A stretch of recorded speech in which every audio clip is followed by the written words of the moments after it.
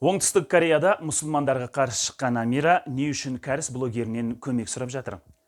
Сіздермен бірге Самат Ахметов, бүгін біз Амира туралы шындығын айтамыз. Жалпы бұл азаматша туралы біз сіздерге Корея көмек Инстаграм парақшасында алдында ақпарат бердік.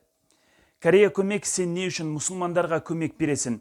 Не үшін қайтыс болған адамдарға ақша жинап мәйіттерін елдеріне жібересің деп маған полиция шақырған болатын.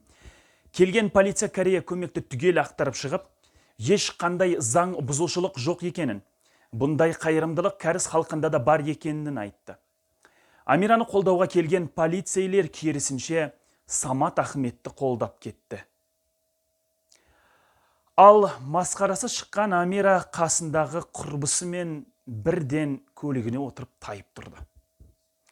Тексеру барысында Амира Алибала қызы Оңтүстік Кореяда заңсыз мигранттарға J1 визасын жасаумен айналысып, Қазақстан азаматтарын историяларына Қазақстанды жамандап, яғни мен Қазақстан полициясынан қорқам, Қазақстан мемлекетінде өмір сүргім келмейді, Қазақстанда радикалдық топтар, терроризм көп, сол үшін Оңтүстік Кореяға келдім деп жалған историяларды көрсеткен.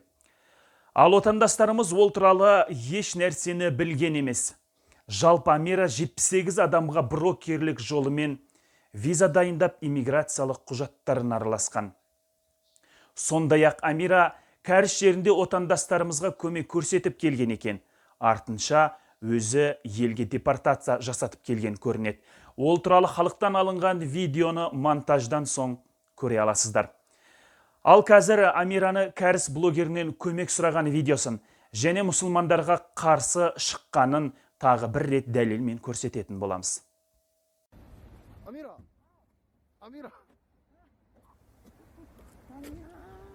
Жүр, алдымен мен сені тыңдап алайын. Сен де мені тыңда.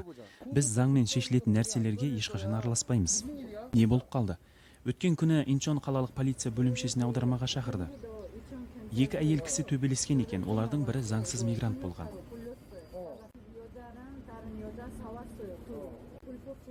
Мен тергеу кезінде ол азаматшаны тергеу аяқталған соң елге қайтаратынымызды айттым. Сол кезде бұл әйел қазақстандық ер азаматтан көмек сұраған.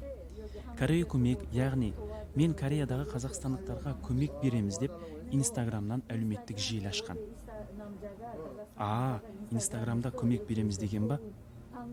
Иә, кім болса да, қайтыс болса немесе ауруханаға түсіп қалса, олардың сақтандырулары жоқ қой, аурухана төлемдері көп шығады. Инстаграмда сол адамдар үшін банк карта қалдырып, халықтан ақша жинайды, соларға көмек береді. Аурухана қаражаттары 10 миллион шықса, ол халықтан 20 миллион қаражат жинап алады да, 10 миллион ауруханаға, 10 миллионын өзіне қалдырады. Сен бұл туралы білесің бе?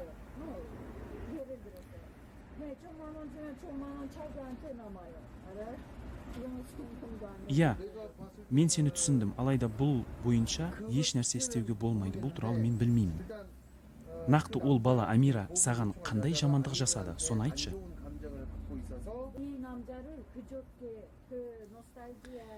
Мен ностальгия асханасында кешке қарай ол баламен кездестім. Ол қасында бір досымен бірге кіріп келді. Сол кезде мен оны шақырдым, былай.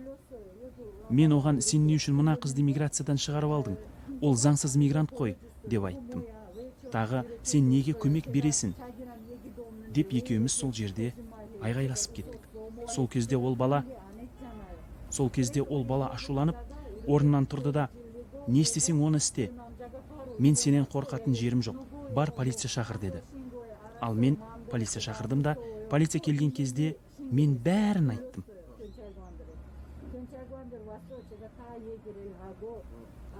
Полиция оның телефонын ақтарды да, бірақ менің фотоларымда болмай шықты. Ал ертесіне мына фотом историяда пайда болды.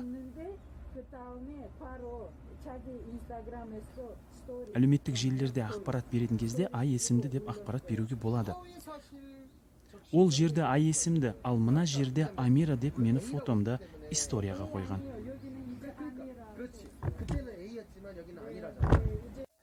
Иә, сонымен Амира қандай адам екен? Біз сіздерге шындығын көрсеттік. Жоғарыда айтылғандай, Естеріңізде болса, екі әйел кісі Оңтүстік Корея елінде төбелескен болатын. Олардың бірі кәріске тұрмысқа шыққан Өзбекстан Республикасының азаматшасы болса, екіншісі қазақстандық заңсыз мигрант еді. Амира сол кезде тергеуде болған екен. Сол кезде бізден көмек сұраған отандасымыздың мәселесін шешу үшін біз түрмеге барған болатынбыз. Түрмеге барып қарындасымызды шығарып алдық. Корея еліндегі отандастарымызға ескерту: егер бір жағдай болып, Алла сақтасын, полицияға түсіп қалсаңыз, және сіздің алдыңызға Амира келетін болса, сіз бірден полиция басқармасынан басқа аудармашы талап ете аласыз. Амира, бүгінгі мейрамың құтты болсын.